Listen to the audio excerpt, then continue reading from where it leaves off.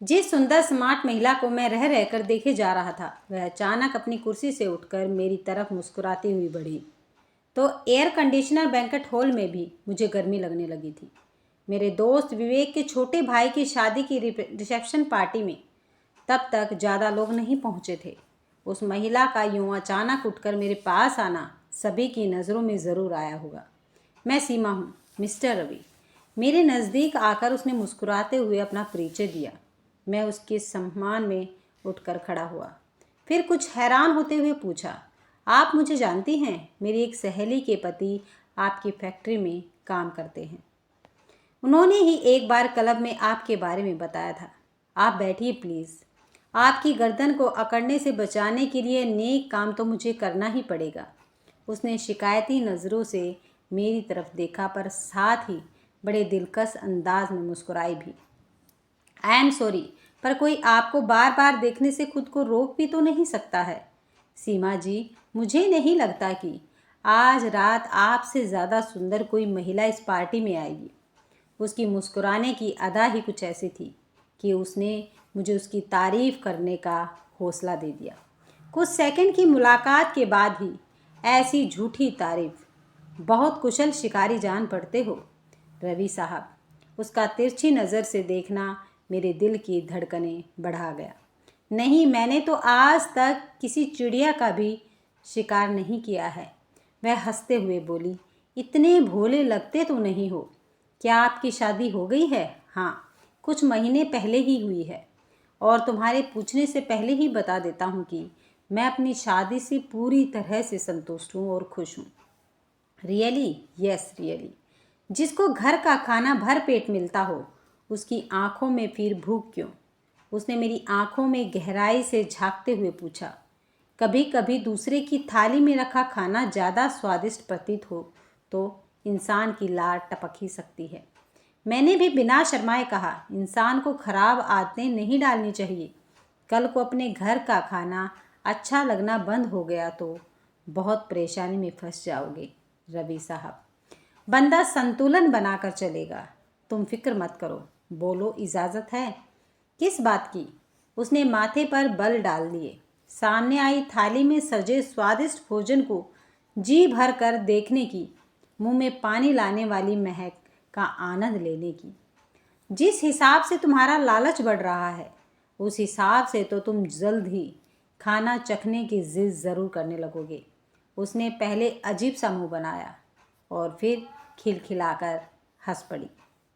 क्या तुम वैसा करने की इजाज़त नहीं दोगी? उसकी देखा देखी में मैं भी उसके साथ खुलकर फ्लर्ट करने लगा। दे सकती हूँ, पर वह ठोड़ी पर उंगली रखकर सोचने का अभिनय करने लगी। पर क्या चिड़िया को जाल में फंसाने का तुम्हारा स्टाइल मुझे जच नहीं रहा है। मन पर भूख बहुत ज़्यादा हावी हो जाए तो इंसान बढ़िया भोजन का भी मज़ा नहीं ले पाता है। तो मुझे सिखाओ ना कि लजीज भोजन का आनंद कैसे लिया जाता है। मैंने अपनी आवाज़ को नशीला बनाने के साथ साथ अपना हाथ भी उसके हाथ पर रख दिया। मेरे स्टूडेंट बनोगे? उसकी आंखों में शरारत भरी चमक उभरी।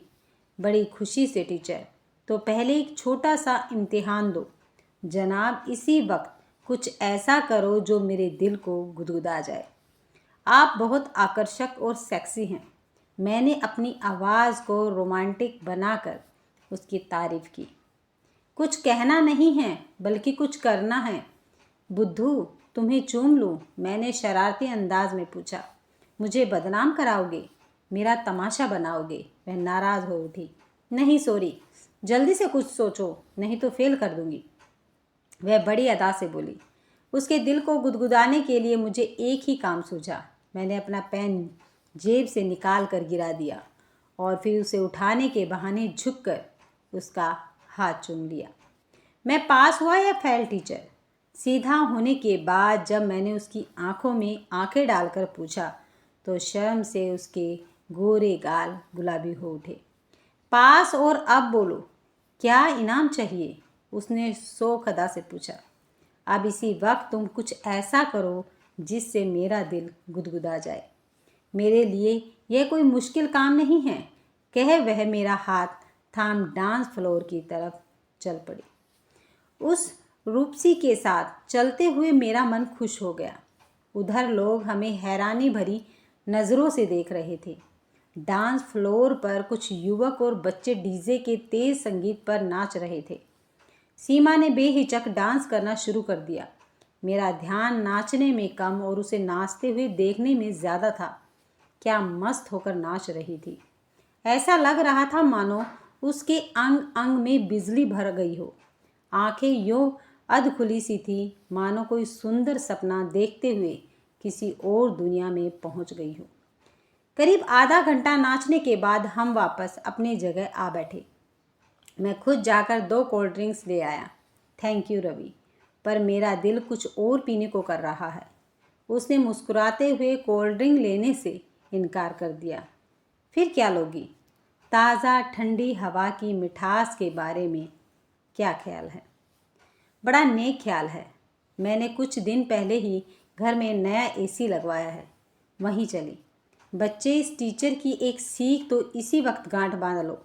जिसका दिल जीतना चाहते हो उसके पहले अच्छे दोस्त बनो। उसके शौक़, उसकी इच्छाओं व खुशियों को जानो और उन्हें पूरा करने में दिल से दिलचस्पी लो।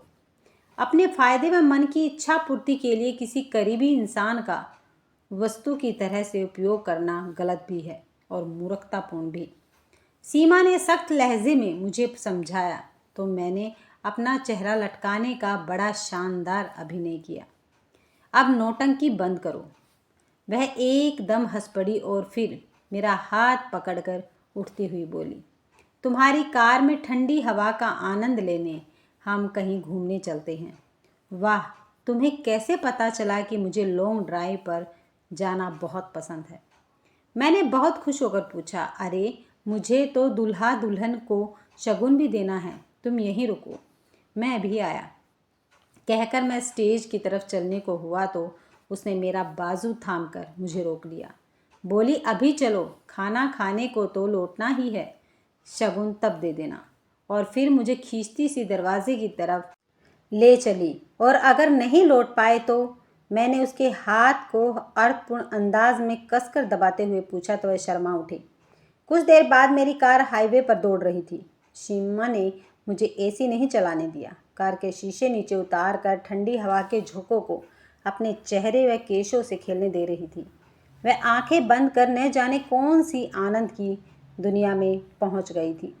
कुछ देर बाद हल्की बूंदाबांदी शुरू हो गई, पर उसने फिर भी खिड़की का शीशा बंद नहीं किया।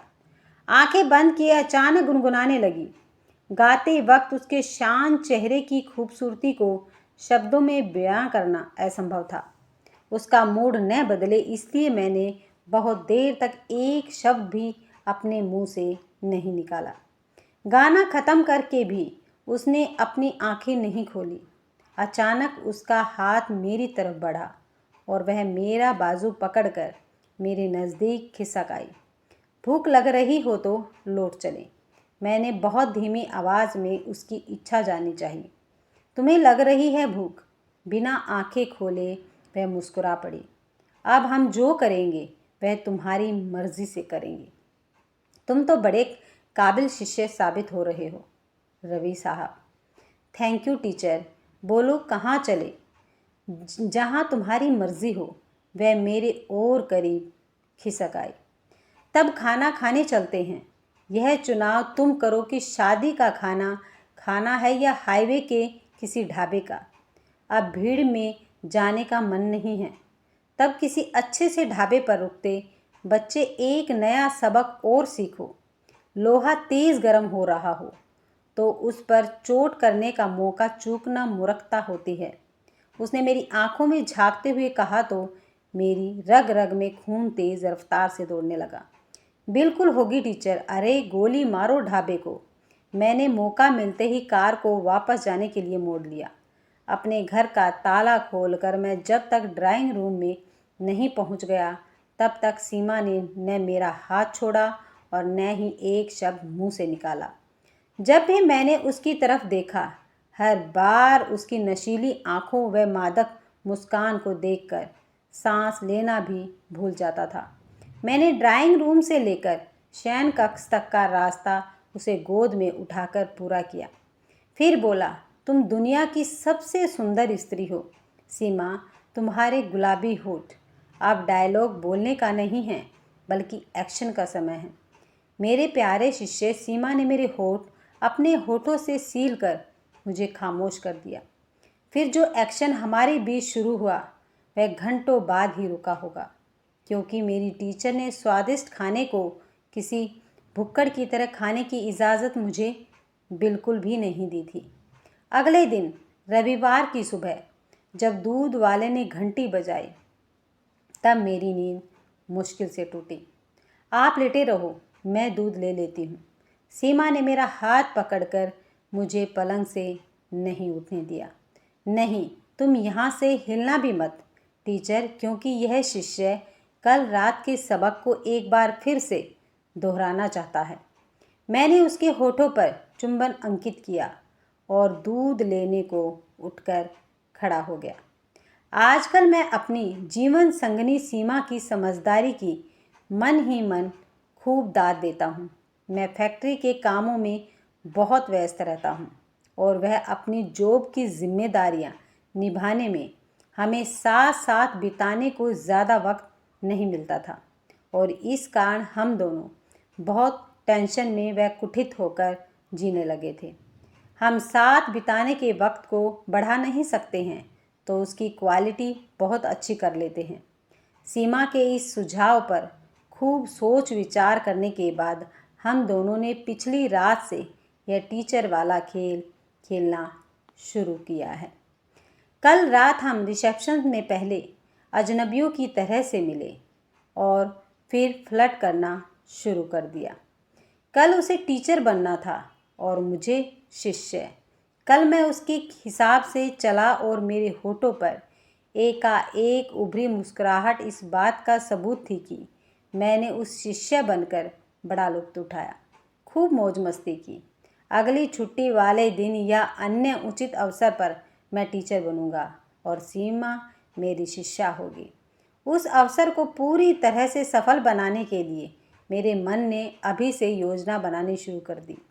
हमें विश्वास है कि साथ साथ बिताने के लिए कम वक्त मिलने के बावजूद इस खेल के कारण हमारा वैवाहिक जीवन कभी निरस्ता व ऊब का शिकार नहीं बनेगा। अगर आपको ये कहानी पसंद आई है तो वीडियो को लाइक, शेयर और सब्सक्राइब करना मत भूलिए।